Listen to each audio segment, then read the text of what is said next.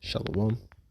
First and foremost, I want to give all praise, honor, and glory to Yahawah, Bahashem, YAHAWASHI, Bahashem Rakakwadash.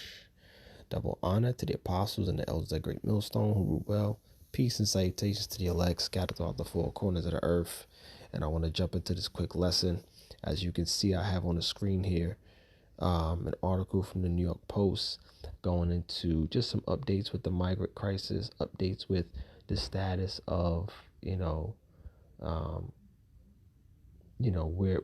where it's at and where it's heading.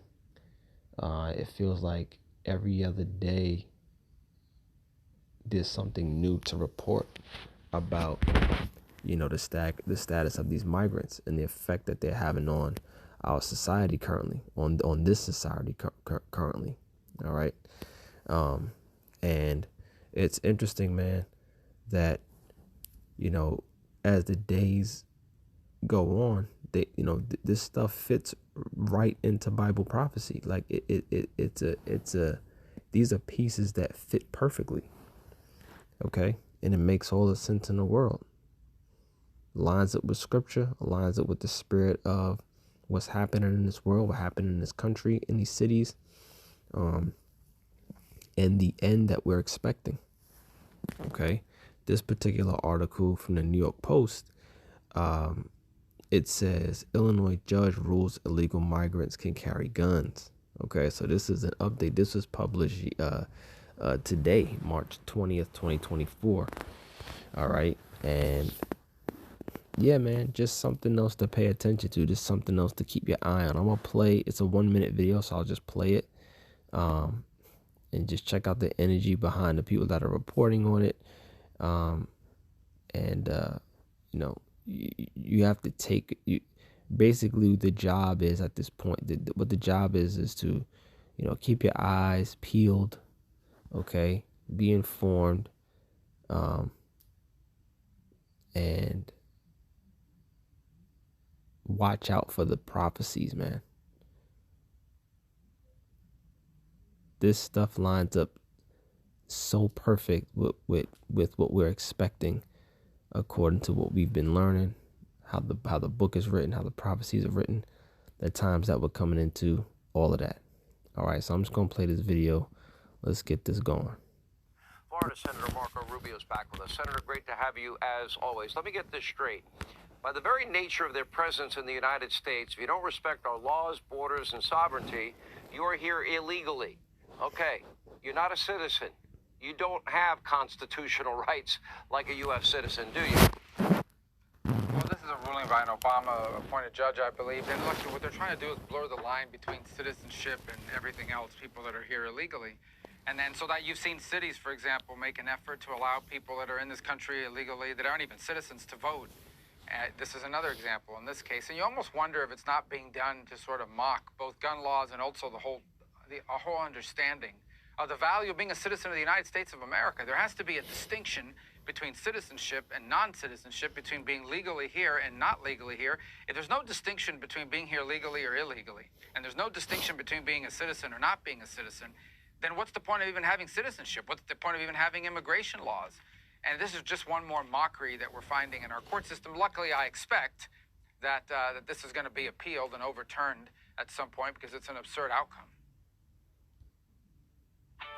Realtor.com is the #1. All right, so I'll pause it there because that was the end of the video. But what I want to point out is at the beginning of the video, just the energy behind, what they're saying, right? We know that what's being reported in the news is that these migrants are all coming from South American countries, right, with the tribes, right, Northern Kingdom mainly. All right, so this is what they're showing all on the news, all on TV, all in these different reports.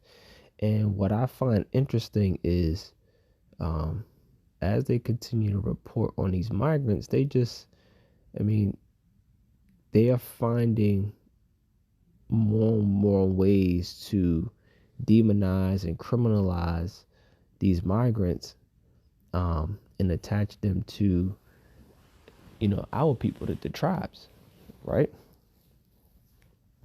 Because that's what you can expect, right? That's a big part of their goal. The big part of their goal is to demonize the 12 tribes of the nation of Israel, which consists of these so-called blacks, Latinos, and Native Americans. That's the point. All right, and it's becoming more evident, it's becoming more clear, because the truth of the matter is the tribes ain't the only ones coming over illegally and gaining status, having access to this funding, these resources, jobs, guns at this point, right? But that's all you see on the news. That's all you see, and that's get reported, right? So the persecution for our people in general, it's going to come even worse for the prophets, for the men who are doing the work on the highways and the byways, pushing the names of YAHAWASHI, pushing these prophecies, waking our people up to the spirit, to the truth about who we are, and repentance and all this type of stuff. So there's a lot still to be, to take place when it comes to persecution and these prophecies unfolding. But the point I want to make is that, all of this is being done by design, right? None of this stuff is happenstance. None of this stuff happens just, without it being orchestrated and fully controlled. Okay. These people are now, it says a federal judge in Illinois appointed by President Barack Obama ruled that the Constitution protects the rights of non-citizens who entered the U.S. illegally after a Mexican immigrant living in Chicago was found in possession of a handgun. Now, what they're arguing in the video is that how does a non-citizen have the same constitutional rights as a citizen? They're not citizens. Doesn't make any sense. The Constitution was written for citizens, right? So this is the struggle. This is the back and forth. To me, it feels like a distraction. But even in, whatever the case is, if you give these migrants access to guns, you give them, make it lawful for them to carry guns. What do you think is the outcome? What's the likely outcome of that? Right? They're already complaining about not having the right amount of shelter, not having the right amount of resources, not being able to. A lot of them want to take their ass back home. So these are the things that we got to continue to keep our eyes on. And again, it's important to also know and keep in mind that this is all orchestrated to make our people look bad, right? That we're just savages coming across the border, looking to wreck shop. I want to pull this up here. I saw this as well earlier. I hope it pulls up. Yeah, this is these are migrants you see here down here. It says illegal migrants are now protesting because they are being moved from 4-star hotels. The illegal migrant protest is sham. We want a permanent home. This is not a serious country. So these migrants have come over from different countries and they got a lot of demands, right? They're mad about being moved from one hotel to the next, one spot to the next, doing this, that, and the third. There's a lot going on, and they want some stability. Okay. Let me play this video. It's only 41 seconds. Check this out. Migrants are now protesting in the streets due to being moved from a Manhattan hotel. This is the third time that Adams tries to create a detention center for migrants. The first one was at Orchard. The second one was at Randall's, and the third one right now is at... Migrants are refusing to get on buses that take them to another 4-star hotel, stating that they are tired of moving and that they want a permanent home. Some migrants refusing to board the bus to Brooklyn, saying they are tired of the constant moving and chanting they want a permanent home. And like I said, that's the end of the video. But like I said, a lot of them are coming over here, seeing the truth, and they're ready to take their ass home. They could do better. They could do this bad at home. You know what I'm saying? They're being moved from hotel to hotel. You know what I'm saying? Not receiving what was promised unto them or whatever the case be, It also feels like a little bit of a sense of entitlement, but whatever. That's not my, it's not for me to decide. The point is, that you come to another country and you start demanding stuff when, first of all, you came in illegal. And I'm not, you know, justifying Esau and his laws or anything like that. It's just this is the truth of the situation when it comes to America and how it operates, and you know, the authority figures that in place, and the laws that they put in place, and it's just one complete big mess. Okay, this is why the situation is as hostile as it is. Okay, because it's a mess. All right, and you got Esau, Edom at the head of it. That's why. It's the only reason why. All right. I mean, not necessarily the only reason why, but you know, when the scriptures say when the righteous are in authority, people rejoice, but when the wicked rule, the people mourn. You know, roughly paraphrasing. I think it's the other way around. You know what I'm saying? But you know the point I'm trying to make. You know, this man has control of the laws, of the money, of the food supply. He has control of everything. You know, the pharmaceuticals, the medicine. He has control. He has the media, the propaganda. He has control of everything. You know, and he can make things look whatever way he wants to. All right, and this is what we're dealing with. And if you know any better, you can see that this is all orchestrated, man. This is all happening, you know, because this man it's in his power to do so. All right. Again, this is all being done to persecute the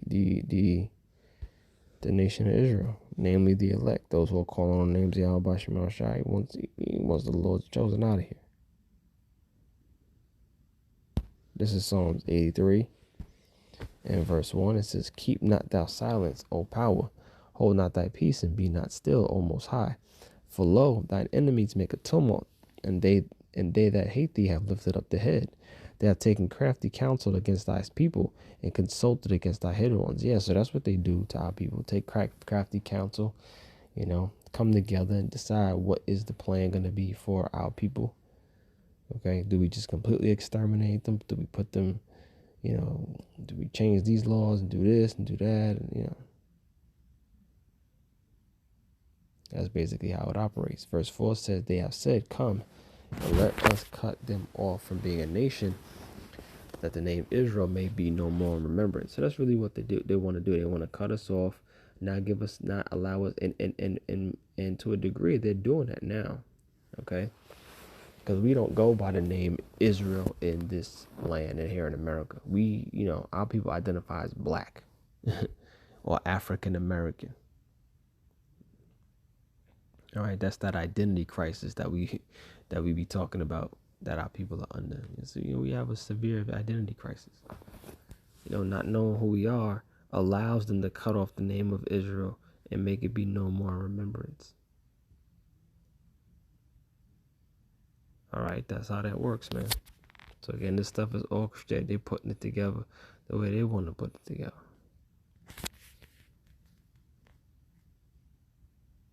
This is the book of Isaiah, chapter 29 and verse 15. It says, "Woe unto them that seek deep to hide their counsel from the Lord YAHAWASHI, and their works are in the dark.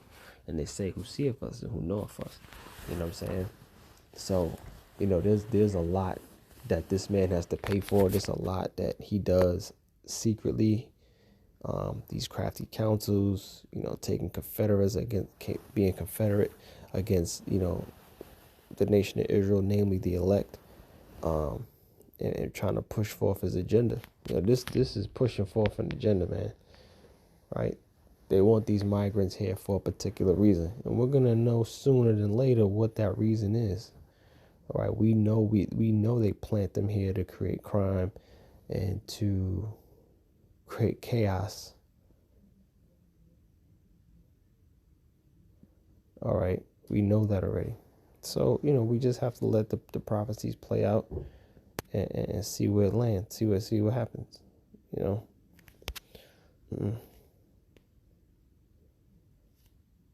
But, you know, this is the crafty counsel. Oh, this is what I wanted to bring up. This is another article from Newsbreak. It says American citizens in serious danger as Haitian gangs flood the border. So, you know, they're talking about Like they're talking about what's happening down in Haiti and all the hostility and the unrest that's going on down there. The civil unrest that's going on down there. They're headed towards the border to try to get in here, and do the same thing that these other migrants have been doing. You know what I'm saying? So I found this interesting as well, because at some point you keep letting them in, the people gonna feel like they're gonna have to defend themselves. They gonna have, you know what I mean? Because we all see what's going on, man. There's a lot going on with these migrants. Yeah, a lot. I don't really want to read this. I just wanted to read the headline. I'll read that first paragraph. It says, the current political situation in Haiti has made things untenable for those who inhabit the beautiful Hispaniola island. Okay, and as you can see by the pictures, all hell, man, through. All right, that's that. These Haitian gangs, if they get let loose, they gonna turn it up. They gonna turn it up. Along with these other migrants, some of these migrants who they got set up to cause mischief and chaos, bring forth Jacob's trouble, to bring forth, civil unrest and purge-like situations, right?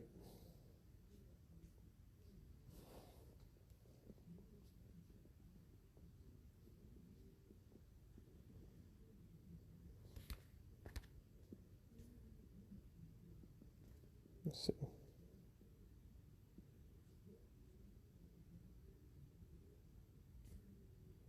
Yeah. It's Jeremiah 30:7. All right, this is Jacob's trouble. Jeremiah 37. Alas, for that day is great, so that none is like it. It is even the time of Jacob's trouble, but he shall be saved of it. And this is what we are anticipating. We're anticipating a heavy, time of trouble for our people. The Lord's going to bring massive judgment of those who rebelled against YAHAWASHI and not taking heed to the word. It's going to be hell to pay, and this is a big part of it. This migrant crisis, everything that's going on, they getting constitutional rights to carry weapons and all different types of. It's just going to turn into complete chaos. All right, so I'm gonna leave it there. Just wanted to do a quick lesson and do an update on the status of these migrants. As always, I want to give all praise, honor, and glory to Yahawah, Bahashem, Yahawashi, Bahashem, Makakodash. Double honor to the apostles and the elders of Great Millstone, who rule well, peace and salutation to the elect. Shalom.